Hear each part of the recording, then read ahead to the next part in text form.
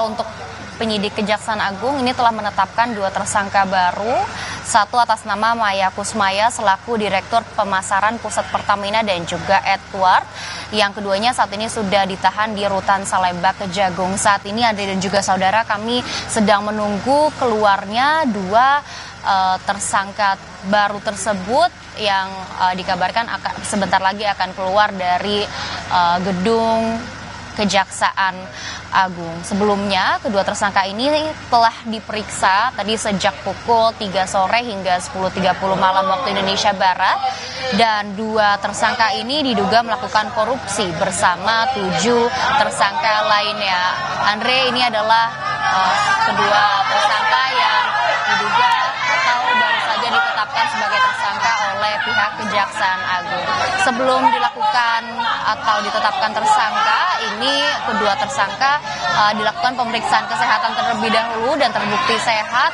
Baru setelahnya akan dilakukan penahanan selama 20 hari ke depan. Artinya, Andre dan juga saudara, saat ini total ada 9 tersangka dalam dugaan kasus korupsi pengelolaan minyak mentah di PT Pertamina.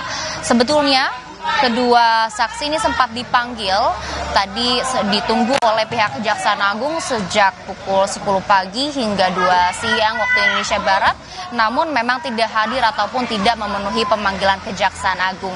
Akhirnya karena memang ditunggu dan juga tidak mendatangi panggilan, dilakukan penjemputan paksa oleh penyidik di kantor yang bersangkutan yang berletak atau berlokasi di kawasan Kebayoran Baru, Jakarta Selatan. Kalau untuk kronologi, kedua tersangka ini diduga melakukan pembelian RON 90 dengan harga RON 92. Dan tersangka MK dan juga EJ ini diduga melakukan pembayaran langsung yang menyebabkan harga tinggi begitu ya, atau tidak wajar.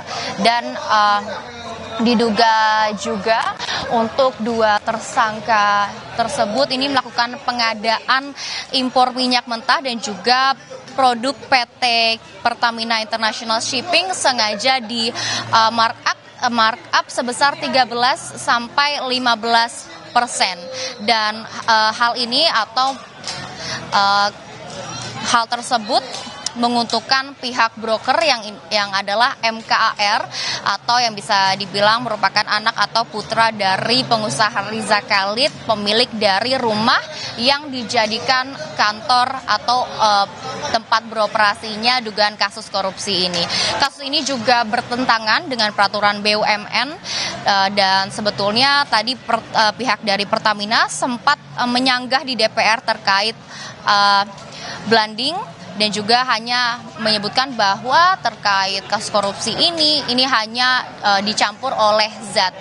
Dan rumah pengusaha Riza Khalid ini juga sempat dilakukan penggeledahan pada siang tadi dan alasan utamanya adalah atau alasan penyebab digeledahnya adalah karena rumah pengusaha Riza Khalid ini diduga dijadikan kantor atau tempat beroperasinya tindak pidana korupsi. Kalau untuk total kerugian korupsi yang dilakukan oleh 9 tersangka yang sudah ditetapkan oleh Kejaksaan Agung ini senilai 193,7 triliun rupiah. Andre. Malaika, tadi di visual yang Anda tayangkan di layar Kompas TV ini yang keluar adalah 2 tersangka laki-laki. Boleh di-mention siapa saja mereka? Kalau untuk siapa saja, kami tadi belum mendapatkan informasi lengkapnya siapa saja yang keluar. Namun memang kedua tersangka ini disebut adalah atau merupakan 2 dari 9 tersangka yang sudah ditetapkan oleh pihak Kejaksaan Agung.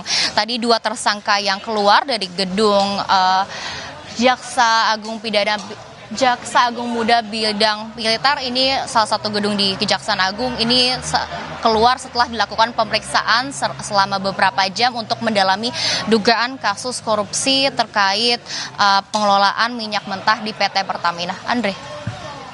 Malaika, saya ingin bertanya secara singkat saja. Nama Maya Kusmaya dan juga Edward Korn ini dijadikan dan ditetapkan sebagai tersangka. Hal-hal apa saja yang menjadikan dia atau mereka berdua itu menjadi tersangka? Apa kata penyidik tadi?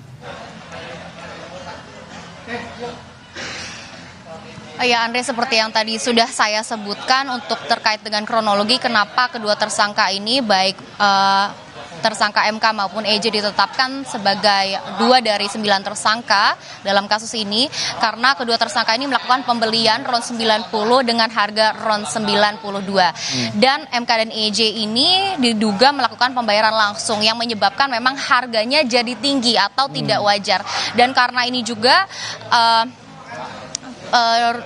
ada markup begitu ya sekitar 13-15% dan ini juga yang menyebabkan tersangka MKAR mendapatkan keuntungan dan merugikan negara sekitar 193,7 triliun. Andre.